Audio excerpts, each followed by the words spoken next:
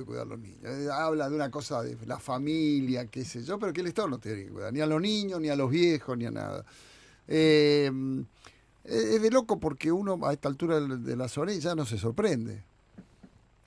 Porque lo verbaliza, pero lo peor es que hace tiempo que lo vienen efectivizando, digo. O sea, no, lo único que hizo la ministra Petovelo fue ponerle nombre a lo que ya viene haciendo este gobierno. Y la verdad que el desprecio, la falta de empatía que hay con el otro, por eso digo, ahora escucharla, que ella se pueda sentar frente a un periodista y hacerlo directamente y decirlo con esa crudeza, llama la atención. La tengo Marisa Graham, fue la primera defensora de los derechos de los niños y hoy la directora de una maestría en problemáticas sociales y infanto-juveniles de la UBA, así que conoce este tema. Marisa, Jorge Rialde, de Radio 10. Buen día. ¿Qué tal? Buen día, ¿cómo estás? Buen día, Marisa. Bueno, verbalizó finalmente la ministra un poco la política que está llevando adelante el gobierno, ¿no? Bueno, a ver, esto no es nuevo. Ellos cuando este gobierno asumió con un 25,5% de inflación el primer mes y un 20% el segundo mes, aumentó la pobreza entre los niños y la indigencia un 15%. Entonces, de lo que se ufanan ahora es que bajaron un 11, pero bajaron un 11 de lo que ellos subieron un 15, cosa que nadie dice, y a mí me pone un poco nerviosa que no se analice en esta cuestión. Pero es por ingresos, que además a la UCA le da más, le da unos puntos más, siempre a la UCA porque tiene otra manera de medir, le da un poco más la pobreza entre los niños, un 55,4 y la indigencia un 14,5. Pero me parece que además de esto que es lo que llaman manifiesta, dato mata relato, el relato es el Garraham, ¿no? Claro. El relato es que se interrumpieron, y por eso yo cuando era defensora, hasta hace un mes y medio, iniciamos un amparo junto con una organización que se llama ALAPA, que es una organización que trata a pacientes con enfermedades poco frecuentes, y a esos pacientes, niñas, niños, adolescentes, se les interrumpió la entrega de alimentos, su tratamiento, después el retroceso en los temas de discapacidad, eso también afecta a los niños, que no haya rutas, que se rompan las rutas también afecta a los niños, que se desarticule y se le saque el apoyo a los clubes de barrio, que son un factor de protección en los barrios de los pibes, que se rompan los comedores, ellos a los cuales ella se ocupó de hacer, digamos, ¿no? Ya lo dice con claridad. Ella hace denuncias que posiblemente algunas sean ciertas, yo no lo niego, pero el tema el comedor no solamente entrega alimentos, lo cual no es poco en niños que a veces tienen una sola ingesta durante el día, si la tienen, y llegan a la escuela al día siguiente sin haber cenado, ¿no? 1.300.000, dijo UNICEF la vez pasada que no tenía una ingesta a la noche, que es lo que uno necesita, o necesitan los niños, y todos necesitamos, los seres humanos, para amanecer al día siguiente con energía, para enfrentar, por ejemplo, en los niños, en la posibilidad del proceso complejo del aprendizaje. Bueno, hay un montón de cosas que este gobierno ha dejado de lado, y que antes se hacía, esto de, yo no quiero trabajar con los niños, trabajo con las familias. Esto sucedió siempre, no es que el niño está colgado de una palmera, el niño tiene un contexto. Ahora, si yo digo, voy a trabajar con la familia, que todavía es un programa piloto que se va a desarrollar en una ciudad, en Concordia, pero desfinancio todos los centros de desarrollo infantil que había en la República Argentina, a lo largo y ancho del país, que venían haciendo eso que ella plantea como una novedad, porque ¿qué eran los centros de desarrollo infantil? Es eso. Se paró la construcción de los centros de desarrollo infantil. Había 360 que estaban casi terminados en un 60, en un 70% de construcción, y la obra pública se frenó.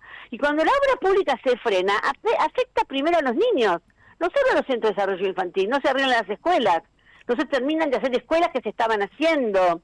Digo, hay toda una complejidad. La vida es mucho más que lo que plantea la visión de la política social de este gobierno. Haber destruido la Secretaría de Niñez y que hoy sea una subsecretaría que le quedaron 2 programas, 11 no existen más, de lo que fue una gran Secretaría Rectora de Derechos de los Niños en su momento. Es decir, y hay preocupación del Comité de los Derechos del Niño, Naciones Unidas, por la situación de los niños en la República Argentina. Estamos en un problema grave que parecen no ver.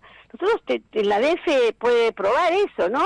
La cantidad de amparos que tuvimos que hacer en los últimos tiempos y ahora un amicus por la situación del Garraham. El Garraham ha salvado vidas, me consta. Ha salvado vidas de niños que han nacido sin parte de su aparato digestivo y el Garraham con su propio intestino le hizo un aparato digestivo a una niña y le salvó la vida. Digo, nosotros los conocemos, sabemos, tenemos sus caras y sus nombres, ¿no? Sí. Marisa, te voy a hacer una pregunta. Sí. Desde el momento en que el Estado se retira en una familia que lo necesita la ayuda, necesita el alimento, ¿en cuánto se empieza a degradar ese niño? ¿En cuánto se empieza a ver los primeros efectos de esa falta de ayuda, de alimentación, de educación? Es claro que es cierto, y nosotros siempre lo sostuvimos, desde la Defensoría y en otros lugares donde yo participé como subsecretaria de Niñez o incluso directora de Niñez de la Ciudad Autónoma de Buenos Aires, los bebés, sobre todo los niños hasta los 3 años, efectivamente en esa que se llama la primera infancia, es donde efectivamente más necesitan apoyo, ayuda, etcétera, ¿no? Qué sé yo, la lactancia materna hasta los 6 meses en la medida de lo posible.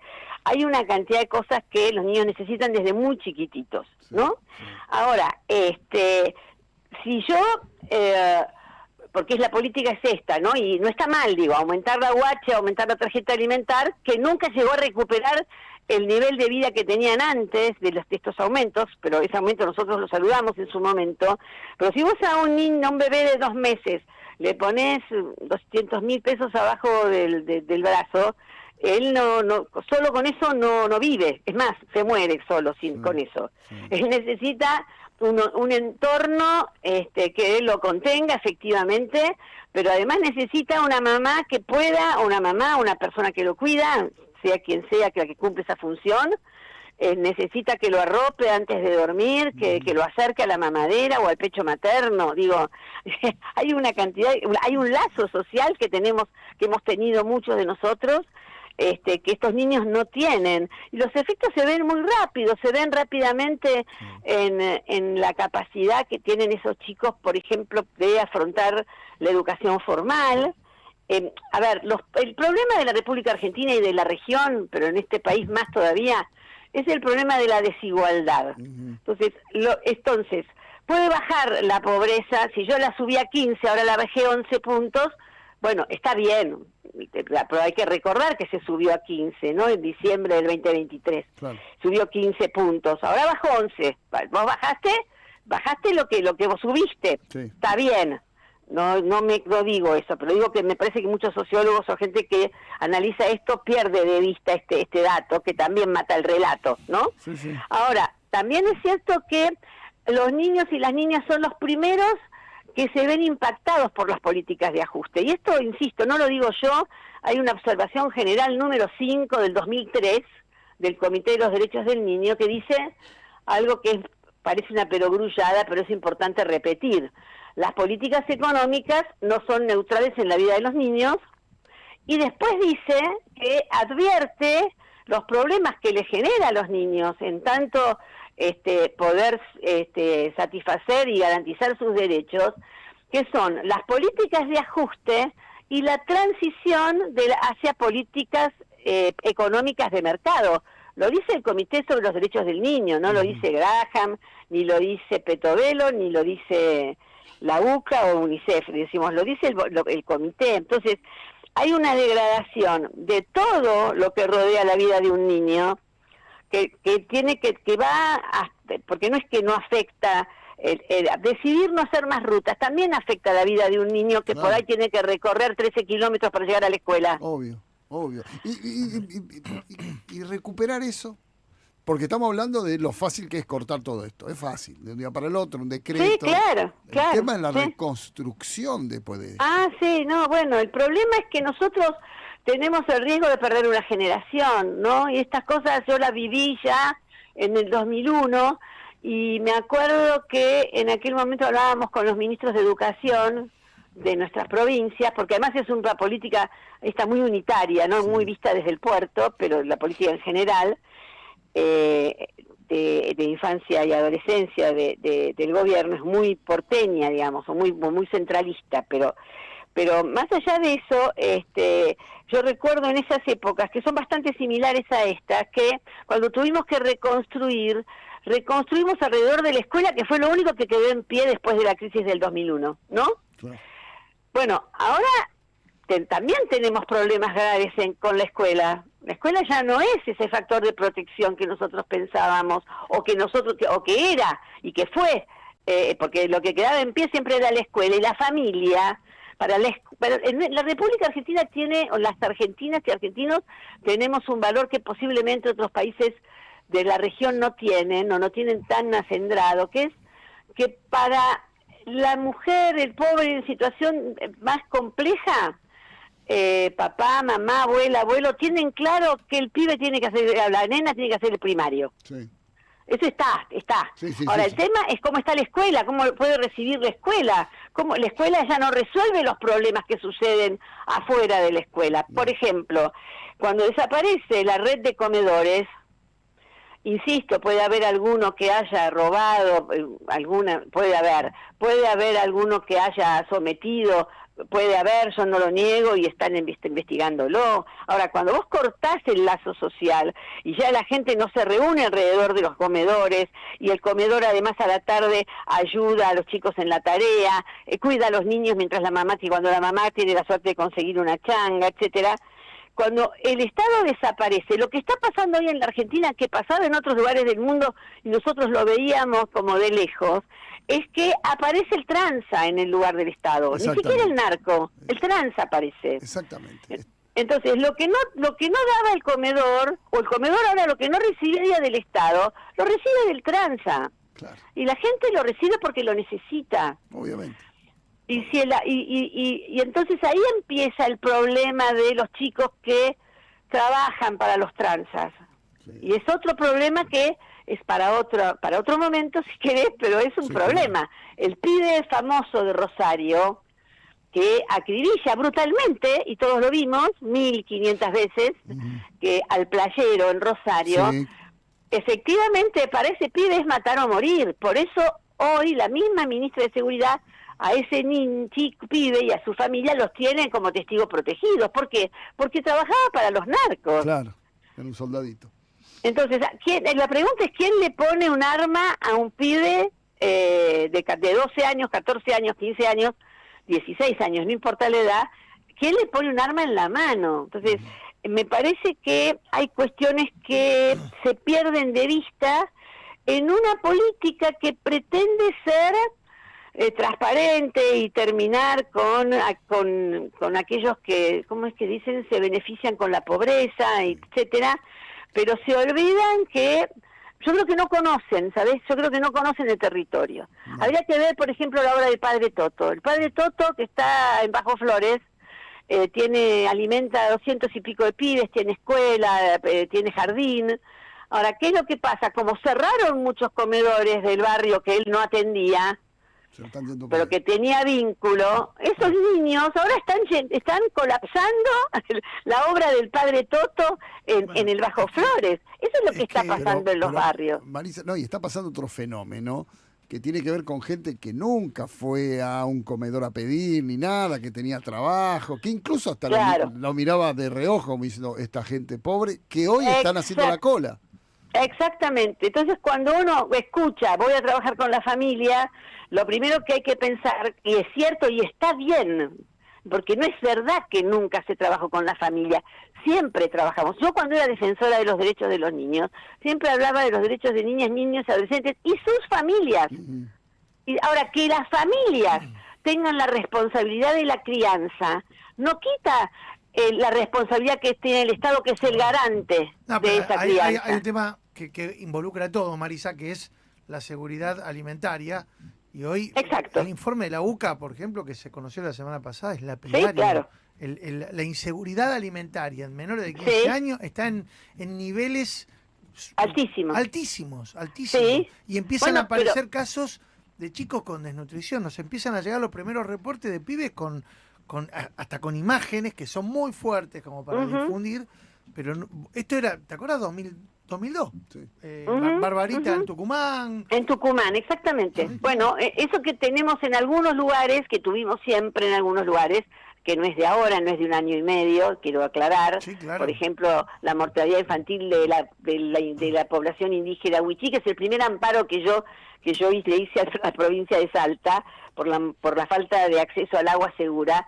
Pero también hay que pensar que cuando vos hablas de la familia, si el papá o la mamá o las personas que rodean al niño no tienen trabajo, perdieron el trabajo y no tienen la changa que tenían antes, esa familia no puede sostener. Pero Marisa, este gobierno cuando habla de familia, habla de una unidad política, de una unidad de propaganda. Papá, mamá. ¿Entendés? Habla como la familia ideal, tiene que tener papá, mamá, 2 hijos, Exactamente. reproducirse. No habla de lo que significa la familia en sí como contención, como educación, como continuidad de una historia. Digo, tenemos conceptos distintos, Marisa. Bueno, totalmente. Por eso digo, no es que que antes nunca se trabajó con la familia. Toda la vida se trabajó con las familias. Uno fortalece a las familias para que los niños puedan tener una crianza libre de violencia, una crianza con ternura. Hemos hablado hasta el hartazgo de la crianza con ternura y hemos trabajado alrededor de eso. Y sobre todo creo que más que nunca la crianza con ternura en este contexto hay que reivindicarla. Ahora, yo insisto con esto. Hay que pensar que el AUH y la tarjeta alimentar, que son importantísimas. La AUH es un derecho, además, no es un programa. Es el derecho a la seguridad social que tienen los niños por el artículo 26 de la Convención sobre los Derechos del Niño. La tarjeta alimentar tiene una dificultad, que no aumenta, no tiene un mecanismo automático de aumento. Entonces va rezagada la tarjeta alimentar, quiero decirlo eso también. Ahora, la tarjeta alimentar más la AUH, cubre del 34 al mejor de los casos 37% de lo que es de un ingreso familiar. ¿Qué quiere decir? Que la familia necesita otros ingresos. Sí. Siempre se necesita la changa o ojalá trabajo formal, pero la changa, muchas familias a veces no iban a cobrar un plan porque la mamá había conseguido una changa y no iba a perder la changa para ir hasta al lugar donde le daban el plan, porque no quiere perder la changa. Entonces, hay que pensar en esto también, en qué pasa con el trabajo. Y otra cosa que no se dice es qué pasa con el poder adquisitivo que hoy tiene la asignación universal y la tarjeta alimentar. Si a todos nosotros, a todos, incluidos ustedes, supongo, no tengo idea cuáles son sus finanzas, ni interesa indagar en eso, pero yo estoy segura, porque nos pasa a todos, que la capacidad de compra que tiene nuestro ingreso no tiene nada que ver con la capacidad de compra que tenía hace 3 años, 4 años o 10, porque es impresionante la devaluación que hubo en términos de precios. Sí. Digo, a ver. Sí, para terminar, la devaluación de precios es la devaluación en esto, ¿no? En la familia, en la educación, la devaluación económica es política, termina repercutiendo de una manera fatal sobre la sociedad. Marisa, sí. La verdad, tengo que ir a la noticia, pero Marisa, un gustazo hablar con vos, de verdad, podría hablar muchísimo tiempo, porque es un tema interesantísimo, el tema de la familia, de los chicos, de los viejos también, y digo viejo porque lo soy yo también, así que podemos decirlo tranquilamente. Los viejos funcionan. Uno lo dice cariñosamente.